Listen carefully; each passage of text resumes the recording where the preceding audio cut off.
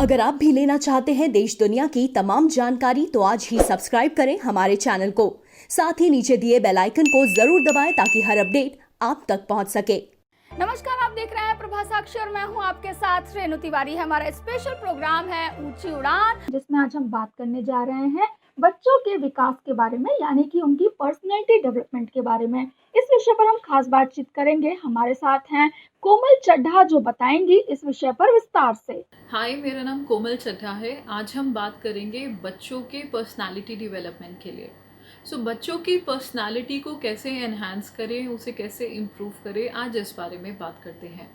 सबसे पहले हमारे लिए बहुत ज़रूरी है कि अगर हम किसी बच्चे की पर्सनालिटी को और सुंदर बनाने की कोशिश कर रहे हैं तो हम उस पर किसी तरीके का लेबल नहीं लगाएं।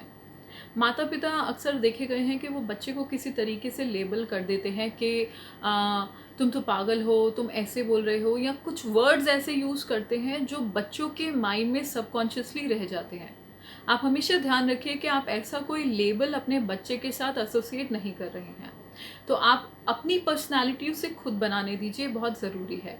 जैसी भी वो पर्सनालिटी बनाना चाहे, जब पर्सनालिटी बनाने की शुरुआत हो तब बच्चे को टोके नहीं।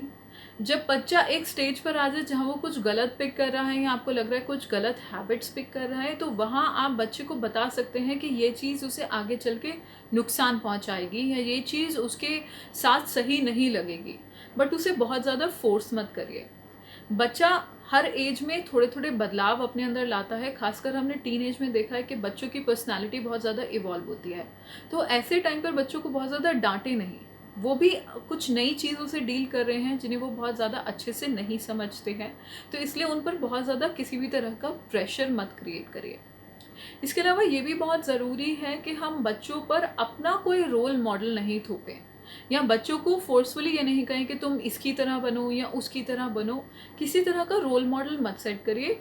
बजाय इसके आप ये कर सकते हैं कि बच्चों को अलग अलग पर्सनालिटी वाले लोगों से मिलवाइए, अलग अलग एज ग्रुप के लोगों से मिलवाइए और उन्हें उन सब पर्सनालिटीज़ से अच्छे अच्छे गुण लेकर अपनी पर्सनालिटी को फॉर्म करने दीजिए। ऐसा करने पर बच्चे की अपनी एक यूनिक पर्सनालिटी बनती है।